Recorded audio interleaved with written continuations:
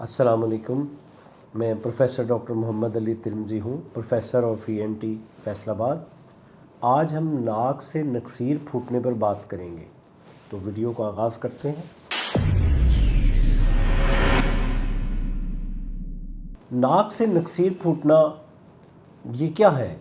ये है नाक के अंदर से खून आना। इसको हम एपिस्टेक्सिस कहते हैं, यानी नाक के अंदर से जब खून आए। अगर बाहर चोट लगी है, बाहर से खून बह रहा है, उसको नहीं हम कहेंगे। जो नाक के अंदर से खून आता है उसको हम नक्सीर फूटना या एपिस्टेक्सिस कहेंगे। अब इसकी ये एक अलामत है, ये बज़ाते ख़ुद बीमारी नहीं है, किसी और बीमारी की वजह से ये होता है। तो एक वजह इस तरह नहीं समझी जा सकती कि इसकी क्या वजह है। इसकी बहुत सारी वजूहात हैं, हम इस पर आज बात करते हैं। ये दो किस्म के मरीज़ ज़्यादातर हमारे पास आते हैं जिनमें ये मसला दरपेश होता है। एक तो मरीज़ होते हैं बच्चे, और एक होते हैं बूढ़े या मिडल एज, मतलब यानी दरमियानी एज के 50-60 साल के या 70 साल के, वो या बच्चे जो 5-10 साल 15 साल तक के बच्चे होते हैं, उनमें ये देखी जाती है। बच्चों में वजूहात ये होती हैं कि नाक में नाक का जो आगे वाला हिस्सा है, इसमें एक ऐसा एरिया है जिसको हम लिटल्स एरिया कहते हैं। वो नाक के आगे वाले हिस्से में होता है। वहाँ 4 खून की नालियाँ इकट्ठी मिलती हैं, एक दूसरे को ज्वाइन करती हैं। उसको हम कीज़ल बैक प्लेक्सिस कहते हैं। तो 90% जो ब्लीडिंग होती है वो इस एरिया से होती है।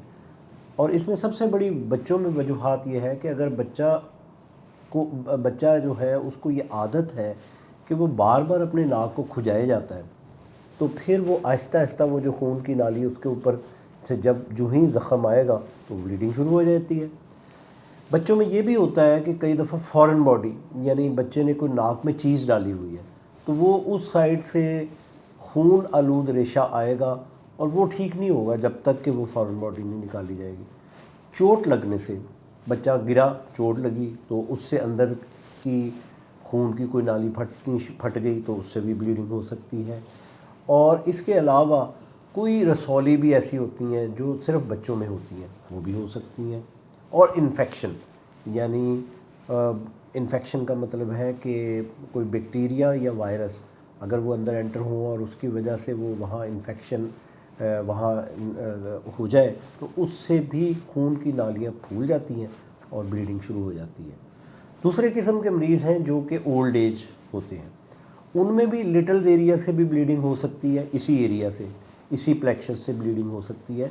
लेकिन उनमें एक और भी ज़्यादा चांस होता है कि वो पोस्टीरियर ब्लीड होती है, यानी पीछे नाक के पिछले हिस्से में, वहाँ एक और खून की नालियों का गुच्छा होता है जिसको हम वुडरफ प्लेक्सस कहते हैं। वो नाक के बिल्कुल पीछे होता है। वहाँ से वो ज़्यादा एज के लोगों में ब्लीडिंग देखी जाती है। अगर वहाँ से ब्लीडिंग होती है तो वो एक साइड से भी हो सकती है, या ये भी हो सकता है कि बैक वक्त दोनों साइड से हो, और वहाँ से ब्लीड करे तो फिर वो खून गले में भी जा सकता है, और गले में जाके वो मुंह से के ज़रिए बाहर भी आ सकता है और उसके बाद नीचे भी जा सकता है, यानी हमारे मैदे में और उसके बाद आंतों में भी वो जा सकता है। बूढ़ों में और ज़्यादा एज के लोगों में जो कॉजेज़ हैं, उसमें ये कॉज तो है, जो नोज़ पिकिंग यानी बार बार नाक को खुजाना, ये तो है। फॉरेन बॉडीज़ भी उनमें हो सकती हैं, इन्फेक्शंस भी हो सकती हैं। लेकिन बूढ़ों में दूसरी डिसऑर्डर्स भी साथ होती हैं, जैसे कि ब्लीडिंग डिसऑर्डर हो सकते हैं, यानी खून ही ऐसा है कि जिसमें जमने की सलाहियत मुनासिब नहीं है, और उसके अलावा उसको गुर्दे के प्रॉब्लम हो सकते हैं, जिगर के प्रॉब्लम हो सकते हैं। इन सब की वजह से और वो उसको ब्लीडिंग की टेंडेंसी बढ़ जाएगी, और उनका ब्लीडिंग ज़्यादा होगी, और होगी तो रुकेगी भी नहीं। और इसके अलावा ब्लड प्रेशर का बड़ा इसमें रोल है। अच्छा, लोग समझते हैं कि शायद नक्सीर की वजह ब्लड प्रेशर होती है। नक्सीर की वजह ब्लड प्रेशर यूजुअली नहीं होती, बल्कि वजह कोई और होती है, لیکن بلڈ پریشر کی وجہ سے خون کی نالیاں سخت ہو جاتی ہیں اور پریشر کی وجہ سے جب بلیڈنگ ہوتی ہے وہ رکتی نہیں ہے. اس لیے بلڈ پریشر جس کا زیادہ رہتا ہو اس میں بلیڈنگ کا چانس زیادہ ہے، اور جب بلیڈنگ ہوتی ہے تو وہ جلدی رکتی بھی نہیں ہے. بڑوں میں رسولی بھی ہو سکتی ہے، رسولی ناک کے اندر بھی ہو سکتی ہے، اس کے ارد گرد جو سائنسز ہیں اس میں بھی ہو سکتی ہے، یا ناک کے پیچھے والا حصہ جس کو نیزوفیرنکس کہتے ہیں وہاں کی رسولی بھی خون بہنے کے طور پر پریزنٹ کر سکتی ہے. مریض ایسے آ سکتا ہے اور اس کو بھی ایپسٹیکسس کہیں گے، لیکن اس کی ہم کاز کو، اس کی وجہ کو جاننے کی کوشش کرتے ہیں. اب جب مریض ہمارے پاس آتا ہے تو یا تو وہ اس صورت میں آتا ہے کہ اس وقت اس کو بلیڈنگ ہو رہی ہے، یا پھر ہم دوسری صورت میں ایسا ہے کہ اس وقت تو بلیڈنگ نہیں ہو رہی لیکن وہ بتاتا ہے کہ مجھے بار بار بلیڈنگ ہو رہی ہے، اس وقت بلیڈنگ نہیں ہو رہی. جب پہلی قسم کا مریض ہمارے پاس آتا ہے جس میں بلیڈنگ ہو رہی ہے تو پھر مختصر سی اس کی ہسٹری اور کوئک ایگزامینیشن، فوری طور پر اس کا ناک کا معائنہ کرنے کے بعد ہمارا پہلا کام یہ ہوتا ہے کہ ہم بلیڈنگ کو روکیں.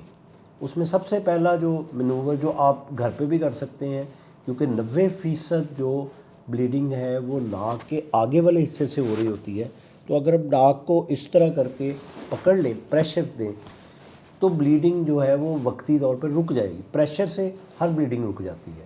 اور اس طرح اسی پوزیشن میں اس کو کہیں منہ کھول کے سانس لے اور ناک کو پکڑے رکھے. 10 منٹ اگر وہ پکڑے رکھیں گے تو زیادہ تر بلیڈنگ اسی سے ٹھیک ہو جائیں گی.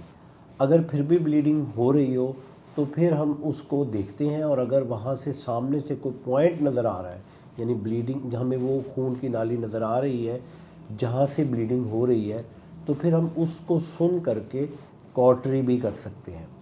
کاٹری کا مطلب ہے کہ ہم اس کو یا تو کوئی کیمیکل ایسا لگاتے ہیں جس سے وہ بلڈ ویسل جل کے سیل ہو جاتی ہے، یا پھر ہم الیکٹرک مشین کے ساتھ اس کو بالکل ایسے جیسے کاویہ ہوتا ہے اور اس کو ہم جلا دیتے ہیں تو وہ ویلڈ ہو جاتی ہے جگہ، اس طریقے سے وہ ہم ایپسٹیکسس میں الیکٹرک کاٹری، ظاہر ہے اس کی اس کی پاور بہت کم ہوتی ہے، صرف اتنا ہی کرتی ہے جتنا صرف وہ حصہ جل جائے اور وہ خون کی نالی جو ہے وہ سیل ہو جاتی ہے. اگر اس سے بھی کنٹرول نہ ہو، یا بلیڈنگ پتہ نہ چل رہی ہو کہ کہاں سے یہ آ رہی ہے یا کئی جگہ سے آ رہی ہے، تو پھر ہم اس میں پیک کرتے ہیں. پیک کا مطلب یہ ہے کہ ہم اس کے اندر کوئی ایسی چیز انسرٹ کرتے ہیں. وہ آج کل تو جو لیٹسٹ ہے وہ میرو سیل پیکنگ ہے، لیکن پہلے ہم گوز کی پیکنگ کرتے تھے، یعنی پٹی کی پیکنگ کرتے تھے، اور پیک کر کے اس کے اندر پریشر ہم جب کر لیتے ہیں تو پریشر سے کوئی بھی بلیڈنگ رک جاتی ہے. پھر اس پیک کو ہم 2 دن کم سے کم یا 7 دن کم سے کم ناک کے اندر رکھتے ہیں. اور اگر بلیڈنگ پوائنٹ اس پیچھے ہو اور یہ اس پیکنگ سے وہ کنٹرول نہ ہو تو پھر ہم پوسٹیریئر نیزل پیکنگ، یعنی ایسی پیکنگ جو ناک کو پچھلے والے حصے کو پریشر دے، یا پھر ایک بیلون کے ذریعے بھی ہو سکتی ہے، یہ کرتے ہیں. اور اس کے علاوہ پھر اگر پھر بھی بار بار ہوئی جا رہی ہے تو پھر ہم آرٹریریل لائگیشن، یعنی اس خون کی نالی جو مین اس کو سپلائی کر رہی ہے اس کو ہم لائگیٹ کر دیتے ہیں، یعنی اس کو بند کر دیتے ہیں آپریشن کر کے. وہ اینڈوسکوپک بھی ہو سکتا ہے اور وہ دوسرے طریقے سے بھی ہو سکتا ہے. اور آج کل ایک اور جو ہے طریقہ، اس کو ہم تھیراپیوٹک ایمبولائزیشن کہتے ہیں، جس میں ہم اینجیوگرافی کر کے اس ایریا کی بلڈ ویسل میں وہ ایمبولس ڈال دیتے ہیں، یعنی وہ اس کو بند ہو جاتی ہے، وہ تو وہاں سے خون کی سپلائی نہیں آئے گی تو پھر بلیڈنگ بھی نہیں ہوگی. یہ تو وہ مریض ہے جب ہمارے پاس آیا اور اس وقت بلیڈ کر رہا تھا. اس میں ہم یہ کوشش کرتے ہیں کہ جتنی کم سے کم مریض کو تکلیف ہو اس میں ہم اپنا مقصد حاصل کر لیں، یعنی بلیڈنگ کو روکنا. اس کے بعد پھر ہمارا جو ایم ہوگا وہ یہ ہوگا کہ اس کی کاز دیکھنے کہ اس کی کاز کیا ہے. یا دوسرا مریض جو ہمارے پاس آیا ہے جس کو اس وقت بلیڈنگ نہیں ہو رہی، اس میں بھی ہم نے پہلے کاز دیکھنی ہے. کاز دیکھنے کے لیے سب سے پہلے ہم اس کی ہسٹری، یعنی اس سے مختلف سوالات کرتے ہیں کہ بلیڈنگ کب سے ہے، ایک سائڈ سے ہے، دونوں سائڈ سے ہے، گلے میں آتا ہے یا نہیں زیادہ ہے، یا اس کے علاوہ پھر اور بھی علامات ہیں، کوئی ناک بند تو نہیں ہوتا، ناک سے ریشہ تو نہیں آتا، بدبو تو نہیں آتی، گلے میں تو نہیں آتا، سر میں درد تو نہیں ہوتا، سائنس کی یا انفیکشن کی، بخار وغیرہ، یہ باقی چیزیں हम इस तरह उनसे सवालात करके उसकी कॉज जानने की कोशिश करते हैं। उसके बाद फिर हम उसका एग्ज़ामिनेशन करते हैं, यानी उसका नाक का अंदर से मुआयना करते हैं, आम तरीके से भी और टेलीस्कोप के ज़रिए, जिसमें हम बड़ा व्यू करके नाक की सारी उसके कोने खुदरे को देख सकते हैं, ताकि हमें पता चले कि ब्लीडिंग कहाँ से हो रही है और उसमें कोई कॉज हमें जो मैंने पहले जिसका ज़िक्र किया वो कोई मौजूद है या नहीं। ज़रूरत पड़े तो फिर हम सीटी स्कैन और एमआरआई भी कर सकते हैं, और फिर जो इलाज होगा उसके बाद वो होगा कॉज के मुताबिक, यानी जो हम बीमारी का हमें इल्म होगा हिस्ट्री, एग्ज़ामिनेशन और टेस्ट के बाद, तो हम फिर उसके मुताबिक उस मरीज़ का इलाज करेंगे। तो एपिस्टेक्सिस के बारे में उम्मीद है आज की वीडियो आपकी मालूमात में को बहुत इजाफ़ा इसने किया होगा। तो अगली वीडियो तक के लिए खुदा हाफ़िज़।